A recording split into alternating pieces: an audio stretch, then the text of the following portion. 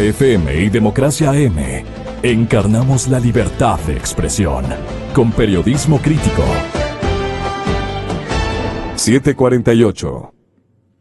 Estamos de regreso a esta mesa de trabajo y como les habíamos informado, está con nosotros el doctor Patricio Zuquilanda, ex canciller, embajador de carrera, ex candidato a la presidencia de la República, y el coronel Luis Hernández, a quienes les hemos pedido para hacer un análisis de lo que está pasando en Venezuela, si es que la actuación de la OEA en este caso y la solicitud y la petición de la activación de la Carta Democrática es factible y cómo podría funcionar, cómo se refleja Venezuela y qué podría comparar con el Ecuador.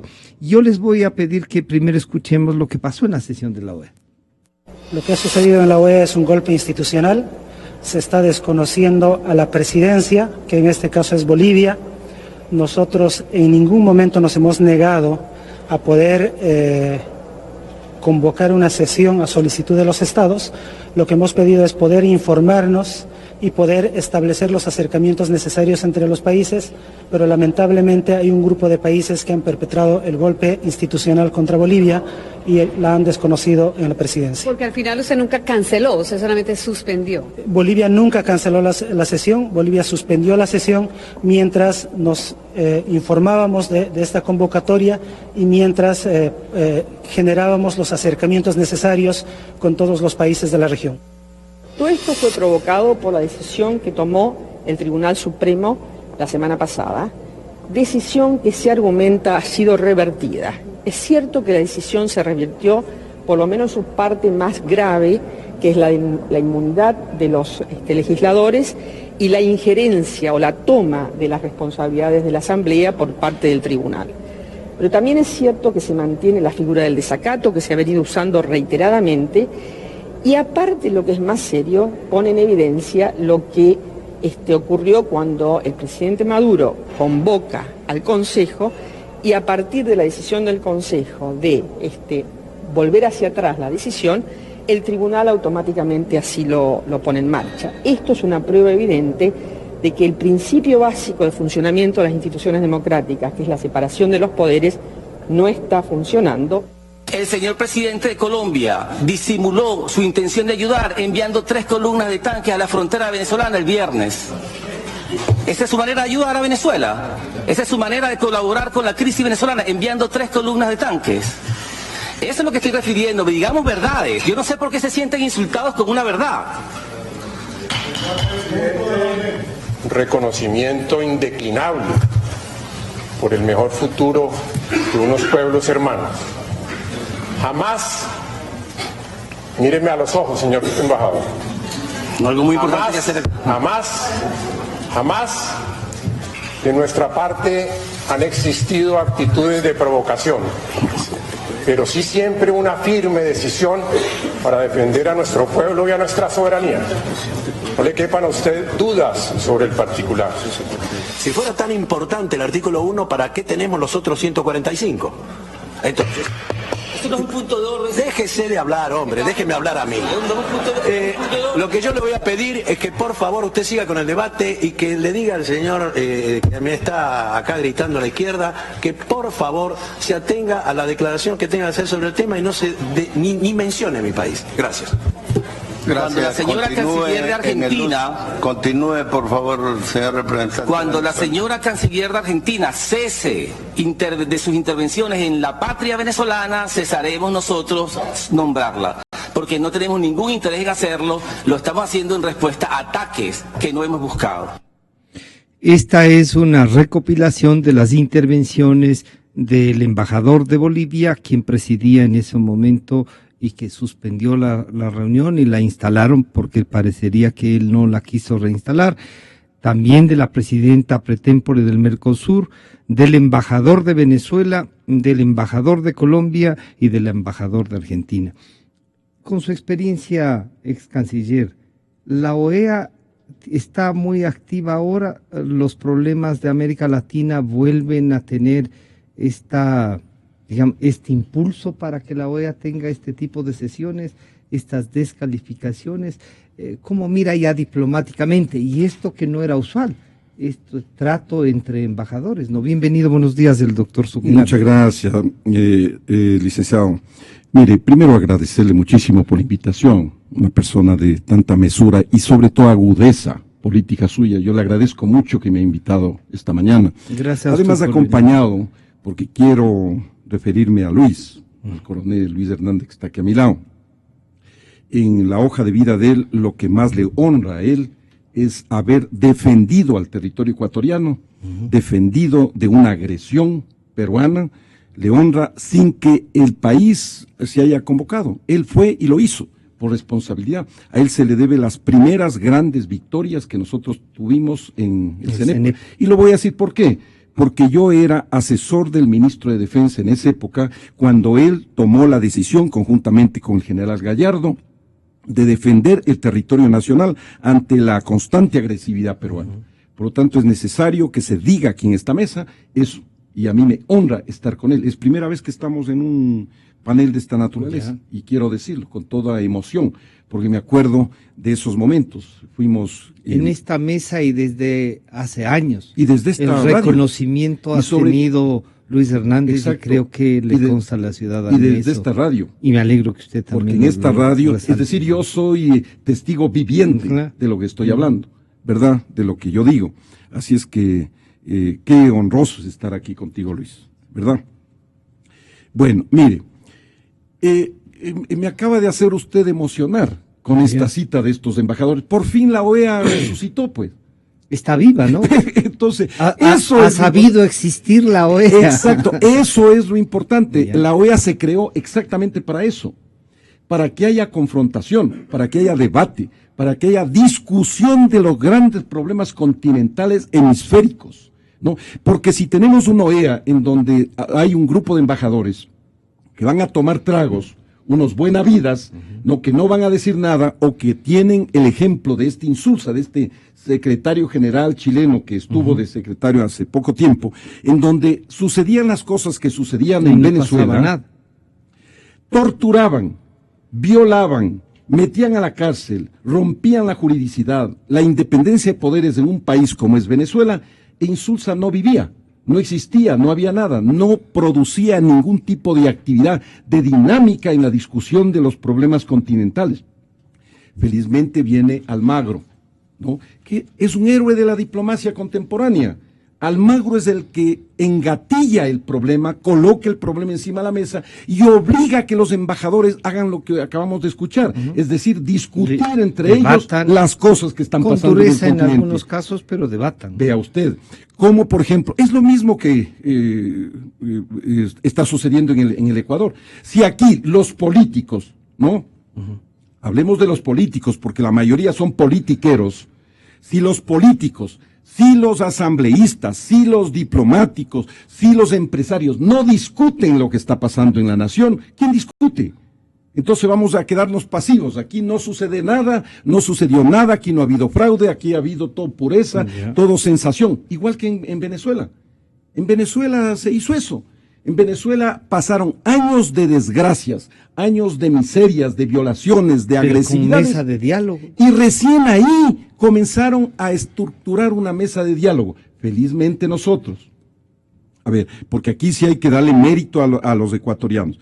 Felizmente nosotros, hace ya más un año y pico, estructuramos lo que se llama la Mesa de la Unidad por la Transparencia Electoral. Comenzamos por algo. Los venezolanos no tenían nada. Ellos se peleaban, se agredían entre ellos. Nosotros por lo menos nos unimos en esta mesa con un propósito fundamental, que era la transparencia electoral. Nos han dado la razón. Algo más. Nos han dado la razón.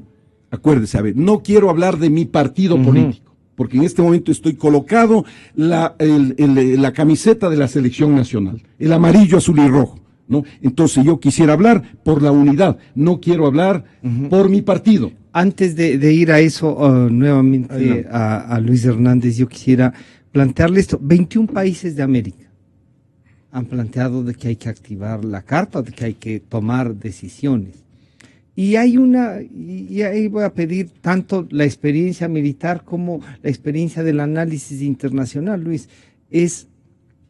Los militares son los que están sosteniendo al gobierno del presidente Maduro son realmente el eje principal de este gobierno, y estos diálogos al representante del Papa y todo eso, ¿le han tomado el pelo? ¿O cómo? Mira, bienvenido, buenos días. Sí, muy buenos días, un gusto estar aquí, estimado Francisco, y una honra y un destino de mucha suerte contar con Patricio, a quien no le había visto mucho tiempo.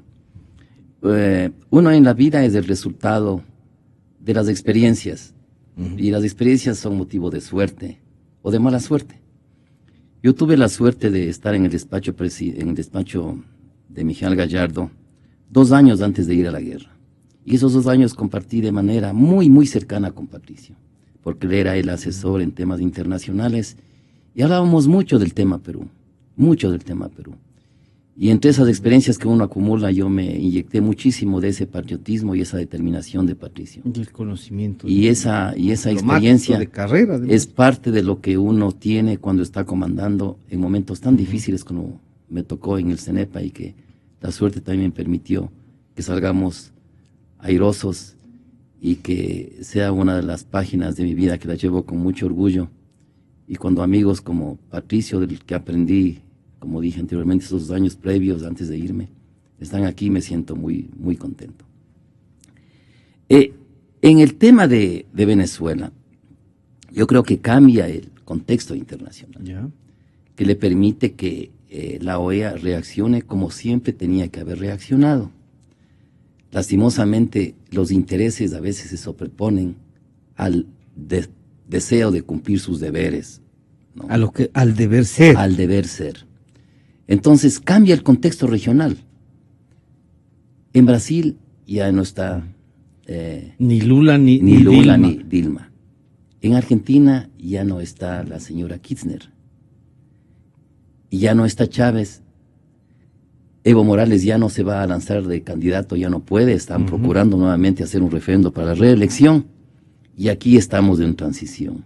Entonces cambia el ambiente regional. Entonces los duros de la OEA, en este caso los que tienen un liderazgo por su poder económico, político, regional, poblacional, ya no están con líderes afectos al tema de Venezuela. Brasil y Argentina muchas veces bloquearon pretensiones de la OEA de cumplir su deber. Ese escenario ha cambiado. Miraban a otro lado. Eso ha cambiado, y en buena hora que ha cambiado. Entonces ahora vemos que la OEA empieza a cumplir su deber, que tenía que haberlo cumplido siempre, y empieza a tomar acciones como las que nosotros vemos en los últimos días. Acciones que lógicamente van a permitir que los gobiernos de la región no les quede otra alternativa que apoyar, porque todos tienen muy claro que en Venezuela no existe separación de poderes, y que es un sistema de partido único que hace todos los esfuerzos por conservar ese poder, inclusive negando las propias leyes que ellos aprobaron. Pero este mirador cercano que ahora pasa a ser la OEA es beneficioso para toda la región, porque hay en todos los países que tienen alguna simpatía o similitud con el proyecto de Venezuela, el deseo de permanecer en el poder, el deseo de continuar con los procesos que permitan una permanencia en el poder. Y si esa permanencia en el poder significa tener que atropellar la separación de poderes, lo han hecho, ¿no? Lo van a hacer, o lo van a intentar, o al menos ahora van a quedar disuadidos de no hacerlo. Pero han tomado esta decisión de suspender al Congreso, la revisaron, es cierto, pero es como cuando dieron un golpe, pero no, ya se arrepintió, ¿ya está dado el golpe o no? ¿Y el rol de los militares, Luis? El rol de los militares, yo estuve en Venezuela hace unos 2 años. Yo tengo ahí familia y fui a visitarles, porque tengo una tía que ya está de avanzada edad, entonces. Pero antes de irme donde ellos, me dio una pequeña vuelta por el país. Muy pequeña porque es un país bien grande. Y lo que yo escuchaba de las colas, de la falta de servicios, hace 2 años, es cierto, lo vi con mis propios ojos. Era cierto. No es película. No es película. Me acuerdo que entré a un supermercado y decían que no había harina para las arepas. Y después me decían, va a llegar en unos 2 días. Y llegó la harina para las arepas, porque yo todavía estaba por ahí. Y vi las colas de la gente. Y no compraba 2 libras, compraba 20 libras para ¿no? Y toda la familia estaba encolumnada para comprar cada uno un poquito e ir acumulando. Eso yo vi. Y parece que ahora la situación es peor. Vi como, por ejemplo, el servicio de transporte en un pueblo, me acuerdo que estaba, me parece, en Ciudad Bolívar. El transporte público era una camioneta en que se metían en la parte de atrás unos 20. Algunos iban inclusive agarrados agarrados del guardafango, por decirlo. Eso yo vi en Venezuela. Entonces, los militares, también conversé sobre el tema de los militares. Los militares, este es un gobierno cívico-militar. Los militares están en el gobierno. Los militares administran el gobierno. Los militares tienen cargos. Entonces, prácticamente son el mismo grupo político en este momento. Lógicamente, también hay, y lo que normalmente pasa en este tipo especialmente en las dictaduras, hay el militar que está teniendo un bonito puesto en una empresa del Estado, con un buen estándar de vida, con una linda oficina, y hay el mismo compañero que está controlando la frontera en condiciones de comodidad deficientes, tal vez no con una buena comida, y eso crea divisiones. Entonces yo creo que si en Venezuela hay divisiones de las Fuerzas Armadas, hay en este tipo de circunstancia, porque creo que la ideologización de la Fuerza Armada colombiana es bastante avanzada, y ahí yo me voy a referir a una cosa que dijo León Roldós hace unos días, cuando se presentó en televisión, que le agradece que las Fuerzas Armadas ecuatorianas no están contaminadas, y eso es beneficioso para la democracia y en el caso nuestro para los ecuatorianos. Embajador Zuquilanda, la aplicación de la Carta de la OEA, en algunos casos el propio informe del secretario general decía que podría sacar a Venezuela de la OEA, y la reacción era no podemos sacarla para poder seguir acompañando al pueblo venezolano en su recuperación hacia la democracia. Usted como embajador y de su experiencia, ¿qué es lo mejor que puede hacer la OEA? Bueno, a ver, para la ciudadanía, el primer cargo que yo tuve fue como representante alterno en la OEA, hace muchísimos años. Yo he estado muchísimas veces en la OEA, inmensa cantidad de veces. Y las últimas 2 actuaciones, yo presidí la Asamblea General de la OEA, como usted sabe, y donde se eligió al señor Rodríguez de Costa Rica como secretario general, que después fue... Al ex canciller. Claro. Y luego después yo fui representante permanente de la OEA en Centroamérica, con sede en Costa Rica. Esa fue mi última misión diplomática. Mire, conozco bien en profundidad la OEA. Entonces, para sus oyentes, porque esto es bien importante, hay muchas personas que a veces se confunden, entonces hay que decir claramente, en este momento se está aplicando 2 tipos de instrumentos internacionales. El primero, que es la Carta Constitutiva de la OEA. Que es el que les permite reunirse. Correcto. Y el segundo, la Carta Democrática. La Carta Democrática Interamericana, que fue aprobada en el año 2001. Ya es una cosa más contemporánea, diría yo, ¿no? Más moderna, si usted quiere. Entonces, a través de los 2 instrumentos, en el primero se cataloga realmente cuál es la infracción, hablemos entre comillas, de infracción producida por un país en un momento determinado. ¿Cuáles son las infracciones? Porque estábamos hablando con Luis hace un momento, ¿no? Sobre esto de la resolución, y yo recuerdo que en la televisión, en la CNN, vi cuáles habían sido los puntos fundamentales que se observaba en Venezuela. Primero, el rompimiento de la independencia de poderes, ¿no? Y eso se había... Claro, que es una de las características de los gobiernos comunistas de esta última época. Rompen la independencia de poderes. Lo someten. Aquí el presidente Correa dijo él dijo, yo le escuché, no es que a mí me contaron, no es que no. Él dijo, yo soy el jefe del Estado y soy el jefe de todos los poderes del Estado. Él lo dijo, ¿verdad? Entonces hay un rompimiento de la independencia de poderes. Primera cosa. Segundo, hay una violación sistemática de los derechos humanos. Esta cantaleta famosa de los derechos humanos, ¿qué significa? Que no hay libre expresión, que le meten a la cárcel, que le violan su propiedad. Eso es derechos humanos, que no le dejan expresarse, que violan su privacidad, una serie de actividades humanas. Esa es la violación. En Venezuela esto se produce todos los días del año, ¿verdad? Después dicen, los presos políticos. ¿Caso que solamente presos políticos es el señor López? No, presos políticos son 116 y en un momento han tenido 1.500 presos. Muchos de esos fueron torturados, mi querido amigo. Torturados. Muchas personas han sido violadas en las cárceles venezolanas. Y ojalá me esté escuchando el embajador de Venezuela. Aquí yo no sé si hay embajador o embajadora porque ni tengo conocimiento. Pero que me esté escuchando y que me contradiga. ¿No? Que me llame y me diga, oiga señor, venga aquí que le quiero informar, para yo informarle los nombres y apellidos de todas las gentes que están metidas en las mazmorras venezolanas. Entonces, frente a eso, vamos a meternos en el análisis. Mire, se acaba de reunir el Consejo Permanente, que es lo que acabamos de oír, una sesión del Consejo Permanente, en donde están, ¿quiénes? Los representantes permanentes de los países, ¿no? En ese seno de la OEA, que es una de las instancias de la OEA. Entonces, ¿qué posibilita este análisis que ellos hacen?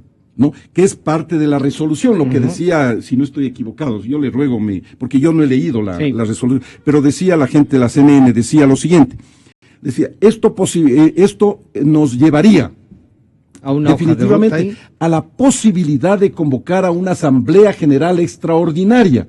¿Qué es una asamblea general? La asamblea general normal es la que se celebra en los países, la que yo presidí aquí en Quito, como usted recuerda, ¿no? En donde se tratan temas grandes del hemisferio. ¿Qué es la asamblea general extraordinaria? Cuando hay exactamente una emergencia en los países. Entonces, ¿qué es lo que está diciendo Venezuela en este momento? Que es lo que yo le he escuchado a Maduro, he escuchado a la señora canciller de ellos, que dice, no, están metiéndose inadecuadamente los países en los asuntos internos de Venezuela. No, no es así. Cuando usted celebra, cuando usted firma un instrumento internacional, cede parte de su soberanía al auscultamiento y al beneficio de la comunidad internacional. Entonces, el grupo de Río acepta formar parte de usted, la OEA, la misma CELAC, la misma, ¿cómo se llama esta? Mercosur, la misma UNASUR, todos ellos, ¿no? Reciben la voluntad de los estados para que analicen sus situaciones internas.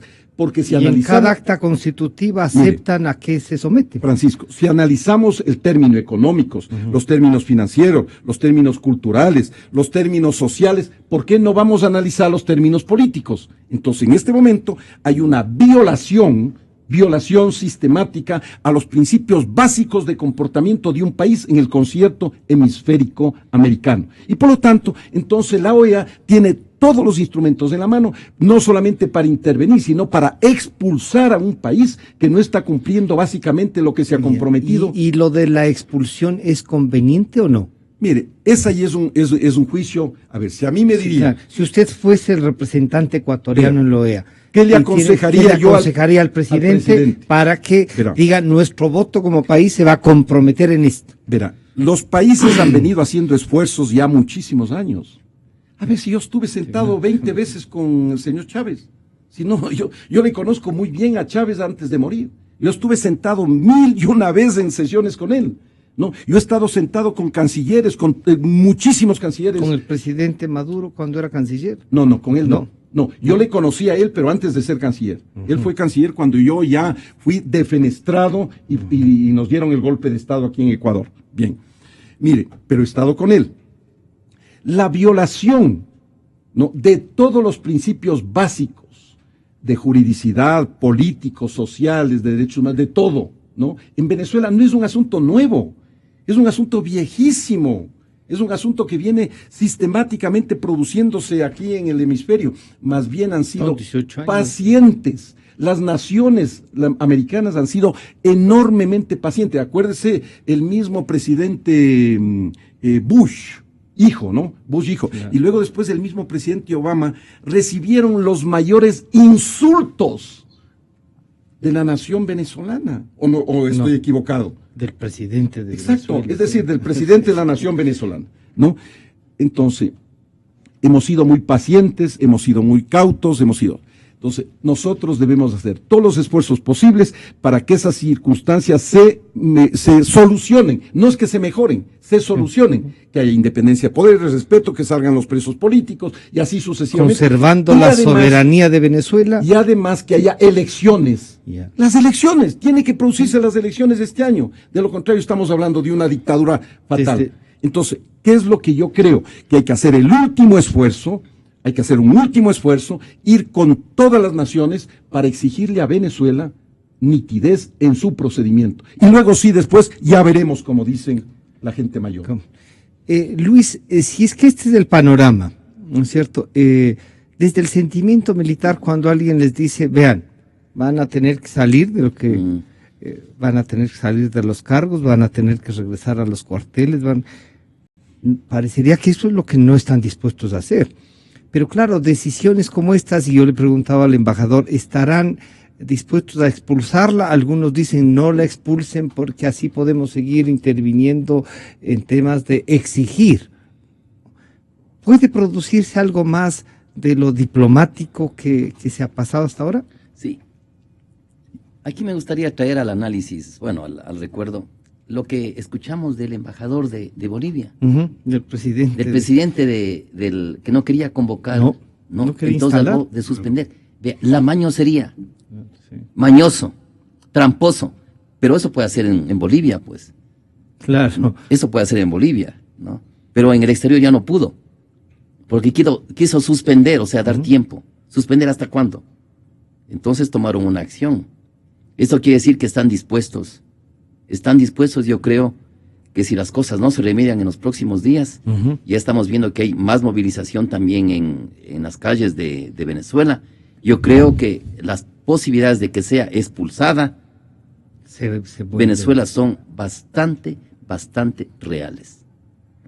Y yo creo que decir que expulsarle nos quita la posibilidad de influir, y han tratado de influir de alguna manera 10 años, o sea, ya no funciona. Han venido dialogando casi 10 años. O sea, tienen que ir. Incluso al Papa los sentaron. Exactamente. Entonces, ellos quieren ganar tiempo, o sea, son tramposos. Como yo estaba escuchando la entrevista anterior, y veo como el CNE es un cicatero para la transparencia. El mayor cicatero de transparencia en el Ecuador se llama CNE. No quiso que pongan la tercera acta. Yo me acuerdo, cuando yo era militar, me tocó hacer controles electorales. Me acuerdo una vez me tocó en Vinces, otra vez me tocó en Manabí. Y me acuerdo que la tercera acta esperaba toda la población. Claro. Todos los que estaban, y se publicaba la tercera acta. Y yo, que era oficial, me encargaba de decir, a ver, usted por favor, sargento, designe a alguien que esté permanentemente viendo que la acta no sea rota, no sea... Y se quedaba ahí por siquiera unas 24 horas. Claro. La gente se educaba democráticamente, sabía cómo había sido el voto en su área, y se tenía transparencia. Ahora la quitaron. O sea, ¿cómo vamos atrás en los derechos de transparencia? Bueno, luego, son detalles, ¿no? Claro. La foto. Prohibió que se tomen las fotos de lo que uno vota. ¿A qué le tiene miedo? Y dio marcha atrás, dijo que sí, porque vio que a veces había candidatos que indicaban cómo habían votado y había la foto y salía hasta en la prensa. ¿Qué? Me da pena, me siento impotente de cómo en vez de los ecuatorianos avanzar en transparencia, nos volvemos cicateros con la misma. Aquí deberíamos de hartarnos de transparencia. Entonces ahí voy nuevamente al tema de... Entonces yo creo que en estos gobiernos que tratan de ser totalitarios, en el caso de Venezuela, ya la gente no les cree. Entonces cuando la gente no les cree, las instituciones ya no significan nada para la gente. No, ya no significan nada. Decir si tenemos entonces, el 50% todavía o no. Yo creo que en Venezuela no tienen ni eso.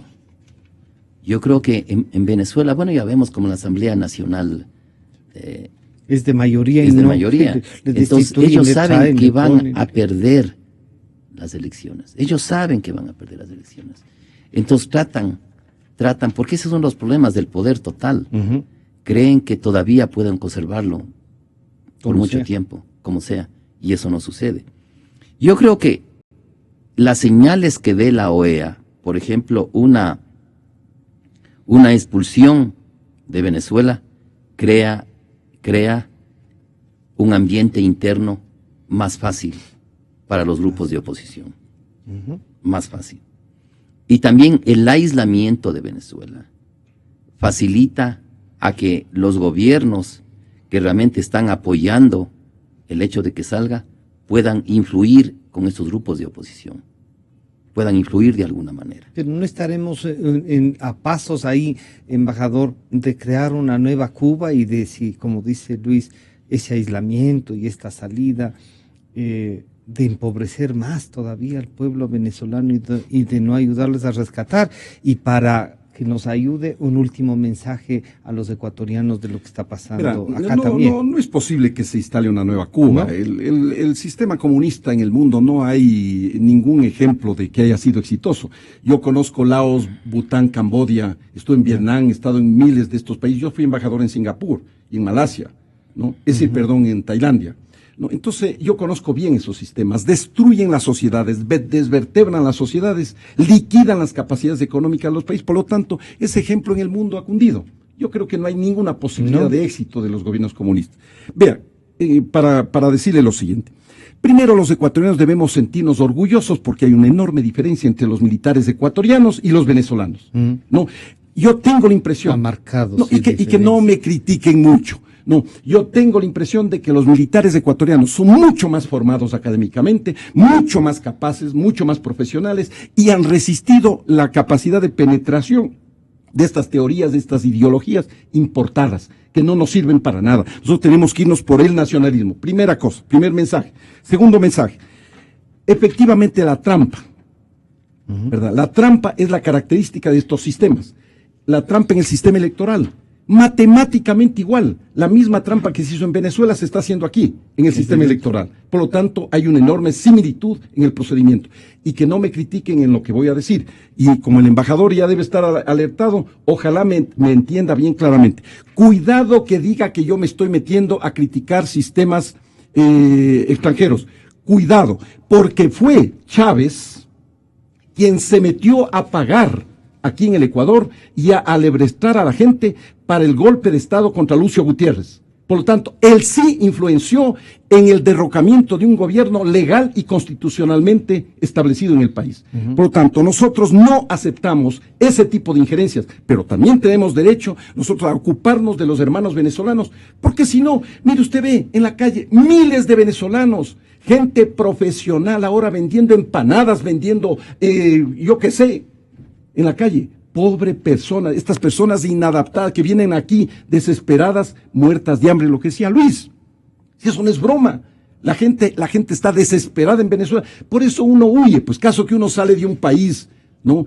Porque es feliz o porque qué bien que esté ese país. Hacer turismo de varios años. Parece. Entonces ese es el mensaje, no debemos caer nosotros y no debemos aceptar en las mismas trampas comunistas que nos quiere meter esta gente. Luis, el último mensaje entonces, y gracias por acompañarnos al coronel Luis Hernández y al embajador Patricio Suquilanda. El mundo es tan globalizado y tan integrado. Miren, ¿quién está haciéndose cargo de la factura de lo que pasa en Siria? Alemania, Europa. ¿Quién se está haciendo cargo de la factura de toda esa gente calificada de Venezuela, desesperada, que sale de las fronteras? Colombia, Ecuador. Entonces tenemos nosotros ahí que ser firmes y hacer que Venezuela vuelva a la democracia y que se acaben estos tramposos que han invadido la historia reciente de Sudamérica. Queremos agradecer las intervenciones claras, precisas del embajador Patricio Suquilanda y del coronel Luis Hernández. Ya están en nuestros estudios también la asambleísta Mae Montaño y el doctor Marcelo Larrea. Enseguida volvemos. Muchas gracias a ustedes.